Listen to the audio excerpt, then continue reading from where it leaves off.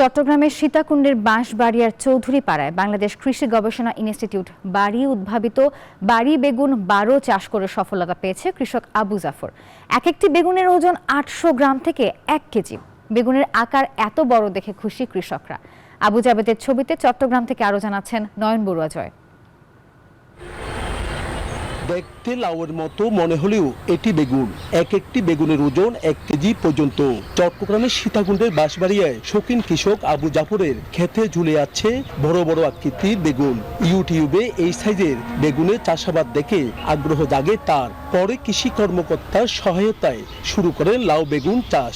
আমি এটা ইউটিউব থেকে দেখে আমি আমাদের কৃষি অফিসার মঞ্জুর সাহেব এবং হাবিল্লা স্যারের সাথে আমি যোগাযোগ করার সাথে ওনারা কৃষি গবেষণা কেন্দ্র হাটহাজারী থেকে ওনারা বীজটা আমাকে সংগ্রহ করে দেয়। এই জাতের একটি গাছে 5 থেকে 7টি বেগুন ঝুলে থাকে। আবু জাফর 80 শতক জমিতে সেই চারা লাগান। 80 থেকে 90 দিনের মাথায় ফলন আসতে শুরু করে। ফল উঠানোর এক পর্যন্ত প্রায় 1,20,000 টাকার মতো আমার খরচ হয়েছে। এখন এমনই ফুরফুরে মনে থাকবে সবাই। বসুন্ধরা টয়লেট্রিজ, ফুরফুরে মন সারাক্ষণ। পরবর্তীতে মনে করেন আমি বিক্রি করতেছি, আজ থেকে প্রায় 2-2.5 মাস পর্যন্ত বিক্রি করতেছি। মিনিমাম আমার খরচ উঠে গেছে।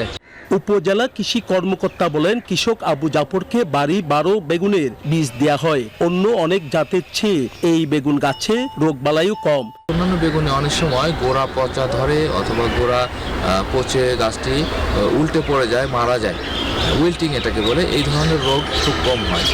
আর এই অন্যান্য পোকার যে আক্রমণ, বেগুনের ডগা এবং ফল ছিদ্রকারী পোকা, এই পোকার আক্রমণটাও এখানে কম হয়। কৃষি গবেষণা কেন্দ্রের কর্মকর্তারা বলেন, এই বেগুন স্বাদেও অতুলনীয়। প্রতি হেক্টরে 50 থেকে 60 টন ফলন হয়।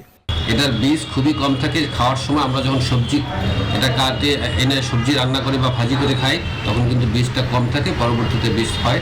যদি সে কৃষক বেগুন বীজ তৈরি করতে চায়, তখন তাকে ওই বীজটা নিতে হবে। বাড়ি বেগুন 12 চাষাবাদ করে দেশের সবজি উৎপাদন বৃদ্ধি করার পাশাপাশি কৃষকের আর্থসামাজিক অবস্থার উন্নয়ন ঘটবে বলে মনে করছেন সংশ্লিষ্টরা। নয়ন বড়ুয়া জয়, নিউজ 24, চট্টগ্রাম।